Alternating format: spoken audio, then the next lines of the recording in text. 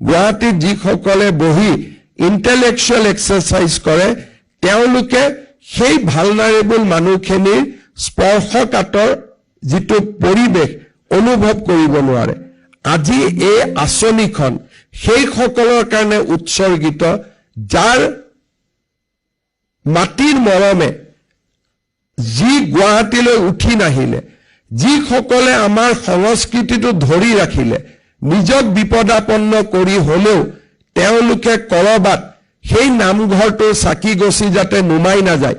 তাৰ বাবে নিজৰ জীৱনক বিপদাপন্ন কৰিও সেই সত্ৰখনৰ মন্দিৰটো অক্ষয় বন্তি গছি জ্বলাই ৰাখিছে এই আঁচনিখন তেওঁলোকৰ বাবে যিসকল সাহসী অসমীয়া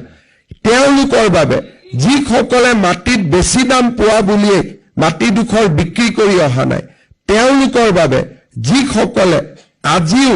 গোটেই চাৰিওফালৰ পৰিৱেশ পৰিৱৰ্তন হোৱাৰ পিছতো নামঘৰৰ চাকি জুপি যাতে নুমাই নাযায় তাৰ বাবে জীৱনৰ সৰ্বস্ব এৰি হলেও যত অক্ষয় বন্তি গছি জ্বলাই ৰখাৰ বাবে প্ৰয়াস কৰিছে এই আঁচনিখন সেই সকলৰ বাবে যিসকলে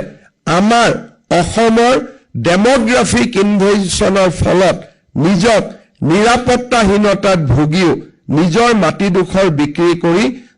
জন্মভূমিৰ পৰা আঁতৰি অহা নাই এই আঁচনিখন সেই সাহসী অসমীয়াসকলৰ বাবে এই আঁচনিখন সেই সকল সাহসী ভাৰতীয়ৰ বাবে যিসকলে আমাৰ দৰে নগৰ মহানগৰত থাকি বিলাসী জীৱন বা নিৰাপত্তামূলক জীৱনৰ পৰিৱৰ্তে যিসকলে আজিও এটা কষ্টকৰ জীৱন সন্মুখত ৰাখি অসমৰ মাটি ভেটি সংস্কৃতিক জীয়াই ৰখাৰ বাবে সংগ্ৰাম কৰিছে সেই আঁচনিখন আজি আমি তেওঁলোকৰ বাবে উৎসৰ্গা কৰিছো যাৰ বেদনা গুৱাহাটীৰ পৰা অনুভৱ কৰিব নোৱাৰি যাৰ মনৰ দুখ আৰু কষ্ট গুৱাহাটীত বহি অনুভৱ কৰিব নোৱাৰি যোৰহাট আৰু ডিব্ৰুগড়ত বহি তাৰ অনুভৱ কৰিব নোৱাৰি